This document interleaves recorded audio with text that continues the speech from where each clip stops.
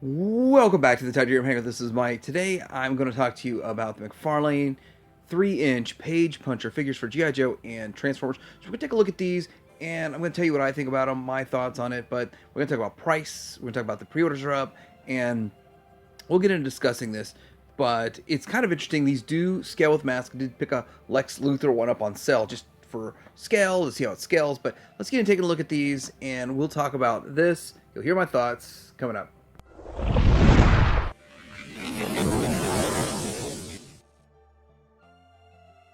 So first off, we're going to start out by talking about what characters we get. Well, we get the Crimson Guard and the Cobra Commander 2-pack. We get a Duke and a Snake Eyes. So let's start with this bad guys, the baddies of the baddies. And I think they both look good. It comes, I'm guessing it's coming in a 2-pack, as in 2 comic books packed in and 2 figures packed in, not just 2 figures.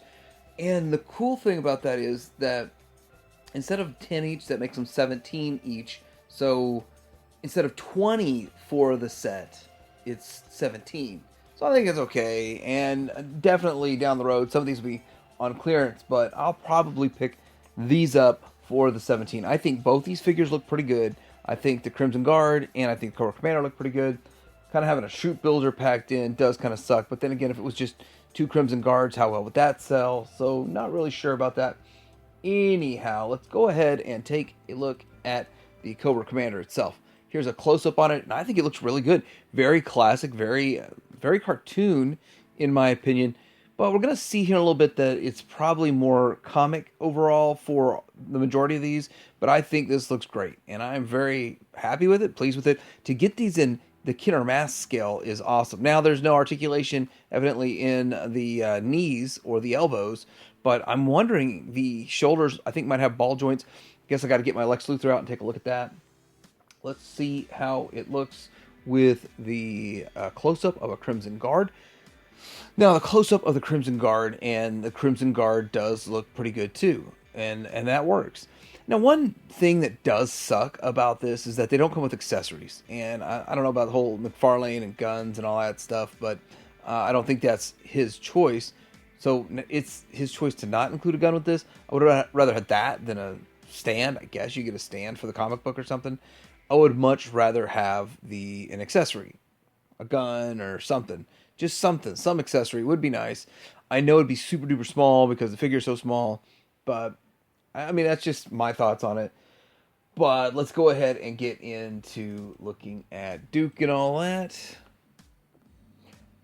So next up, we're going to take a look at the Duke and Snake Eyes, and I'm going to say right now, I do not like the Duke. Now, you can look at this picture right here, and you could say that it's supposed to match the comic. Well, looking at the comic cover, it doesn't match that cover on the comic, and the cover on the comic looks a lot more like what I would expect from the cartoon. So I feel like we're being sold a bad bill of goods here with that figure. Anyhow, I feel like the Duke's a fail. I don't like that vest he's wearing, but maybe there's some reason he did it. But just for me, I'm not really happy about that. So let's take a closer look at this Duke figure. And there he is. It's really hard to probably nail the face sculpts on these for being so small.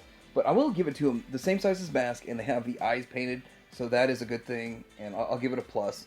But past that, I mean, if you can't really pass on Duke without getting the Snake Eyes. If you want Snake Eyes and you want to pass on Duke, you're just kind of stuck because they're 2-packs. But yeah, there he is. That's what he looks like. I'm curious what other people think about the way he came out and what they're going to do with this guy. But yeah, for me, really not super ultra excited about this one. You might be saying, why would you be super ultra excited about any of them? Well, it's Killer Mass scale to get Joes. I think it'd be cool. I wouldn't want 100 of them, but just to get 6 or 8 or maybe 10 at the most, it would be pretty cool, especially if you catch them on sale. But there is the Snake Eyes. I'm Snake Eyes out, but this is probably definitely the better of the two of the Joes, and he looks pretty cool. He looks Snake Eyes-y. Little the wide proportions on the arms, like they're pushed out a bit. That's interesting. I wonder if the sword's removable. I don't know. Is it just glued in? Is it attached to the sheath? Can you pull it out of the sheath? So just curious about that, but it's probably literally just attached there as kind of kind of a prop looking kind of thing. Same as the grenades are just right there. You can't pull his grenades off. Probably won't be able to pull his sword off. But anyhow, would be cool if you could. And then again, why does he have his hand molded where he could hold it? So I would love to see him be able to have a sword. That'd be cool.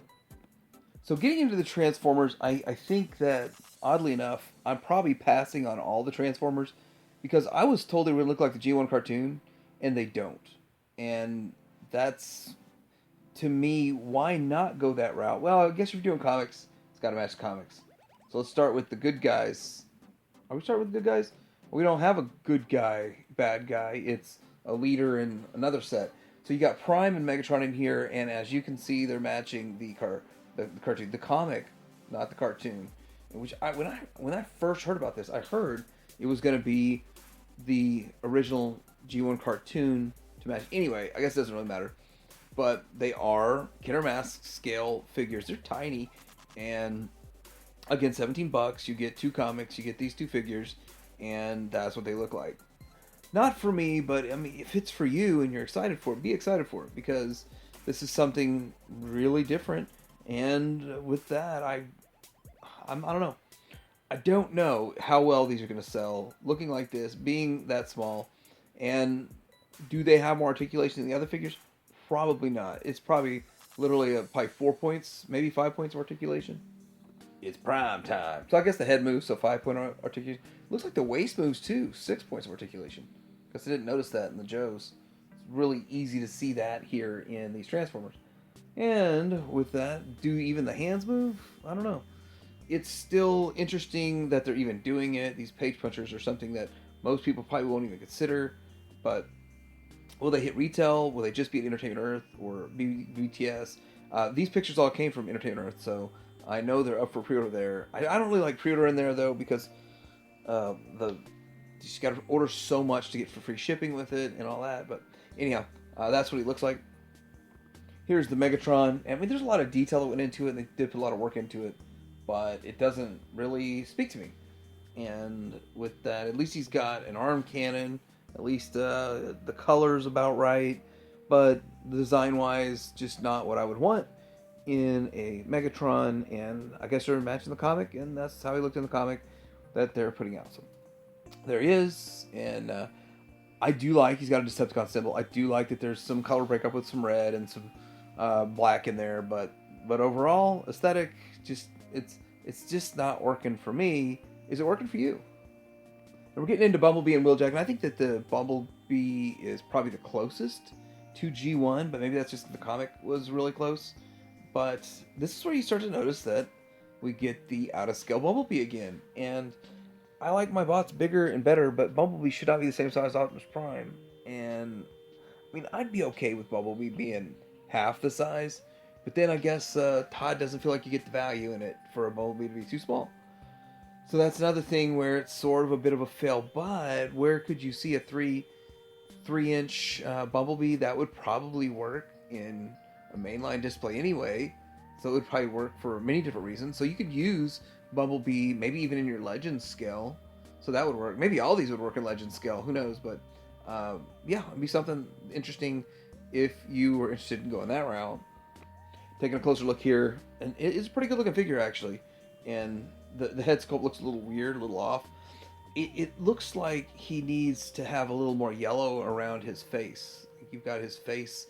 It looks like he's got a bunch of stuff in his cheeks, like he's been eating something, versus more of a shielded kind of head, which that's just weird, but that's the way they did it. And yeah, overall, I think it looks pretty decent. It's not a bad looking figure, but then you get into the Willjack, Jackie. Let's get a closer look at Jackie here. And, well, actually, he doesn't look really too bad the more I look at it. He looks a little bit better. The first time, it was first impressions, I was just like, oh. The things that on his forearms just overtaking it all. But he's starting to look a little bit better. Starting to grow on me just a little bit. But anyhow, it's not a horrible looking figure. But, yeah, it's a little stylized in a way. And again, I was just wanting Super G1, and they're not Super G1, and I'm really curious how many people are super excited about these designs, these styles, and are picking every one of them up. So now I've got my own questions about this whole line. How deep are they going to go? How long are they going to make this? And will we see them do all these main characters and then revisit them with a more G1-esque look down the road? Or is it one and done and it's over? I'm curious. I don't know the plan, the longevity of this, how far they're going with it. Will be interesting to see. But I'm probably not really going to be on the Transformers. I'm not in on those.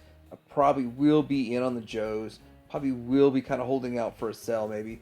But anyhow, what do you guys think about these? Are you in on them? Like and subscribe. Have your hanger out.